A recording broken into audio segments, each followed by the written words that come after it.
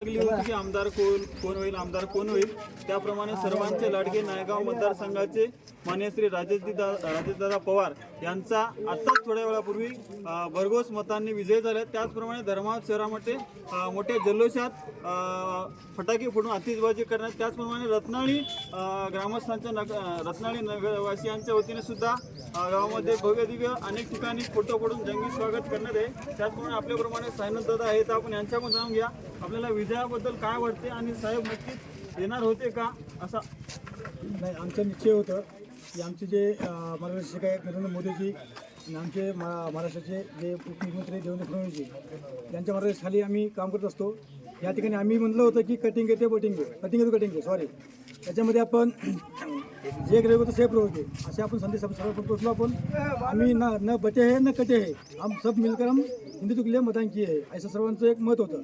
त्याच्यामध्ये आमचा निश्चय विजय होता, कारण का म्हणजे राजेशदादा संभाजी पवार यांनी आपल्या नायगाव विधानसभामध्ये आतापर्यंत जवळपास 25 वर्षापासून जे आमदार झाले होते त्यांनी धर्मवादाकडं नाकारत होते, तर धर्मवादाच्या विषयी त्यांच्याकडं अजिबात विकासाचा अजेंडा काय नव्हता। राजेशदादा पवारांचा एक अजेंडा होता की धर्मवाद हा माझा बालेकिल्ला आहे, मी धर्माविषयी मला जे काय करता येईल माझ्यापर्यंत मी संपूर्ण करून दाखवेन।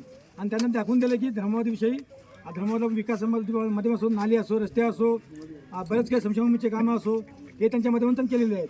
त्याच्यानंतर जे आमच्या धर्मवाद शहरामधून तालुक्यामधून जे याला गेले होते यात्रेला, अयोध्या, काशी, त्यानंतर उज्जैन, औंढनागनाथला जे महिलांना जे त्यांनी दर्शन घडवलं त्यांचं एक त्यांना संपूर्णपणे पाठिंबा होता। सर्वात महत्त्वाचं म्हणजे आमच्या लाडक्या बहिणींनी ठरवलं होतं की यावेळेस महायुती सरकारला मतदान करूया असं नुसतं ठाम होतं। आणि अनेक विरोधी पक्षनेत्यांनी राजेश पवार यांना आपण पराभूत करण्याचा निश्चय केला होता, ते पराभूत करण्यासाठी आपल्या पक्षाच्या वतीने काय आपण प्रयत्न केला? या ठिकाणी तेलंगणाचे येणे आले होते, त्यांचं नाव काय आपलं रेवंत रेड्डी आले होते। त्यांनी भरपूर प्रयत्न केला की आपलं मतदान आपल्याकडे कसं वळवता येईल, परंतु त्यांचं सक्सेस झालं का? नाही झालं, कारण का जनता जनार्दन हे सर्वांचा आशीर्वाद आपल्यासोबत आहे, हे सर्व आशीर्वाद रूपी जनता जनार्दन दाखवून दिलं त्यांना।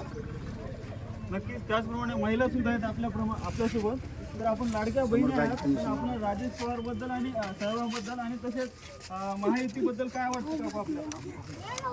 बोला